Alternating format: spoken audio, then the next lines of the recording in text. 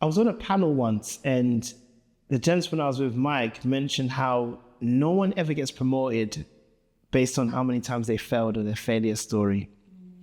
And it reminded me, actually, whenever we're preparing for projects at work, whenever I worked with big companies, we would never do this exercise that I've now learned is so valuable, called pre-mortems.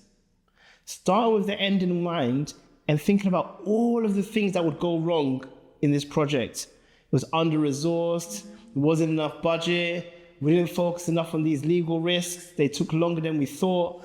And by surfacing all of that proactively up front, you now have your list of risks that you can mitigate proactively before starting the project. It takes such a little bit of time, but adds so much value just having that as part of your planning heading into a project.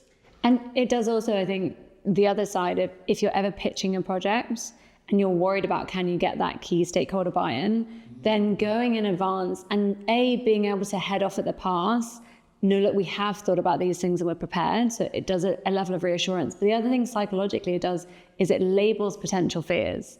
And when you're going through a process of anything that you're scared about, you have a negative emotion about, there's a whole process around this in meditation. But if you label that negative emotion, and you can do it when you're negotiating with someone to try and bring them on board, it actually changes our brain chemistry and reduces that negative emotion. So doing this when you're pitching a big project is really helpful as well. I think the other thing it really allows for is if you're a leader and you're trying to reinforce psychological safety. We talk so much about psychological safety. For me, it's a practice. It's not a word that sits in the ether and happens.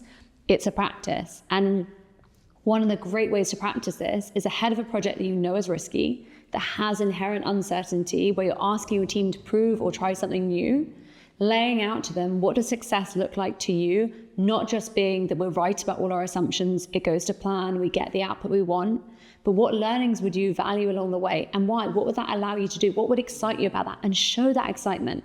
Because then if something does go wrong along the process, you're setting your team up to already have a sense of where the value could sit that they could bring out. And then that brings them confidence in bringing it back to you because they've already got this sense. And then you have to reinforce it. You can't then turn around and go back on everything you've said.